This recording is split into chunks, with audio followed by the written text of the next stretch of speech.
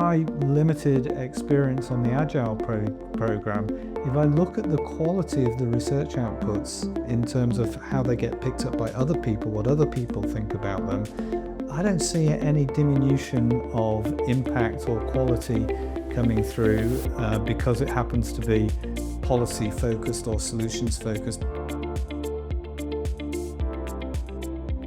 My name is John Lynch. I'm a research fellow with the Agile Initiative, and I'm here today to talk to Professor Patrick Grant, who is Pro-Vice Chancellor for Research at the University of Oxford.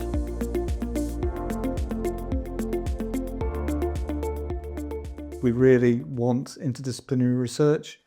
We think it can be some of our most impactful research. We need role models. We need successful people bringing the next generation of researchers through who have made a success of the leadership team that the Agile program have a role modeling that absolutely brilliantly, couldn't do it better. We need to make the administration of interdisciplinary research much more efficient for everybody's sake, for the researchers, but for the administrators themselves.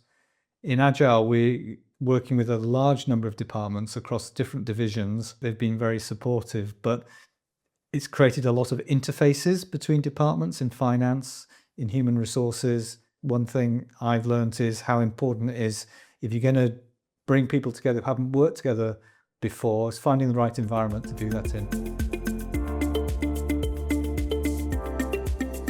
Almost all our research is paid for by somebody else, but there's absolutely no substitute for excitement, really good ideas, confidence, competence. You can bring rigor to even short-term research, even solutions-based research, but maybe it's a sort of a different kind of rigor. It's been done again and again in Agile through the sprint projects, not always to the same levels of success, but certainly with, I think, rigor. What I notice in the landscape more broadly is that the narrowing of the difference, at least in funders' eyes, of research, innovation, and impact. These may have once seemed quite different things, but certainly the boundaries between them have become more intermixed and the distance between those has become shorter. I think one can start conceiving of the impact of your research even at the formulation stage. You don't need to necessarily wait until the research is up and running. And if you involve the person for whom the impact is designed right from the beginning, you're maximizing your chances. I hope they don't have to compromise too much between those two things, but I do understand the concern.